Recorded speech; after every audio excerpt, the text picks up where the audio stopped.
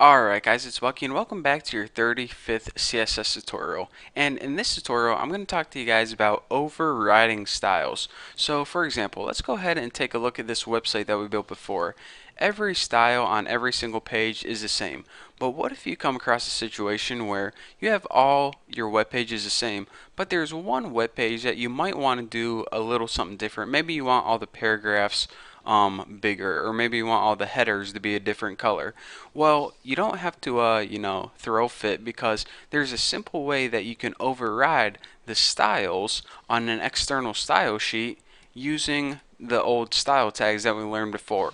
And this is where the term cascading comes into effect when we're talking about cascading style sheets, or yeah, that's what they're called. So anyways, in order to override a style, let's go ahead and take a look at our main styles first.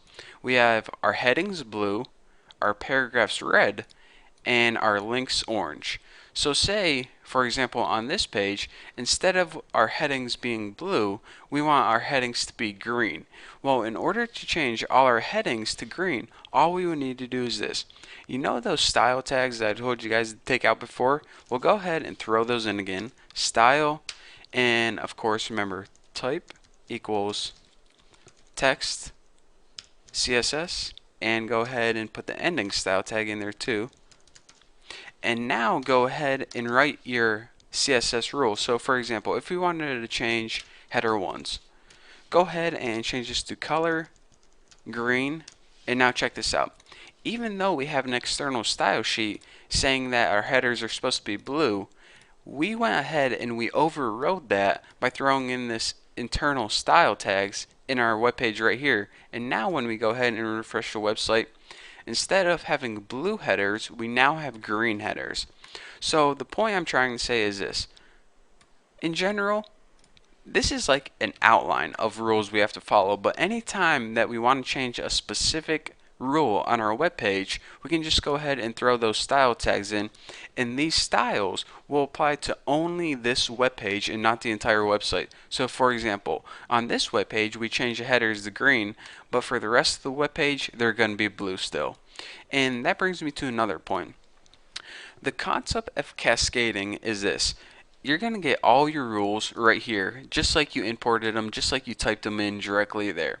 And then later on, it's going to see, alright, actually, I want my headers to be green. And since this was the most recent rule, that's why they're green. So for example, if you went ahead and copied this and pasted it right here, you would have two header rules.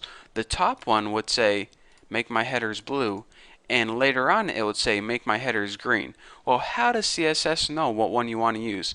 The way it determines what one you want to use is it looks at the most recent rule. So check this out. Maybe this will help clarify things. If I go ahead and copy this and paste it in at the top right there, let me give you a little space to work with. Check it out. Now we're saying, alright, make our headers green, but later on we're telling it to make our headers blue. So what happens when we save this, go to the index page and refresh? Our headers are now blue.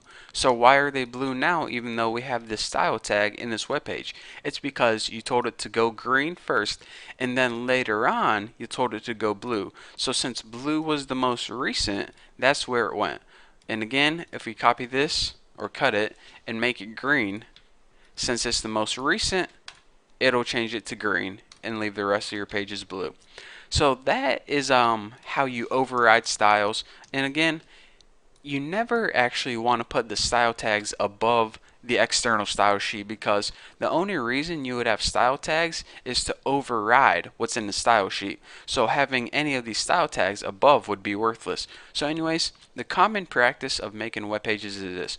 Go ahead and import all the rules that you need before you start doing the nitty-gritty stuff.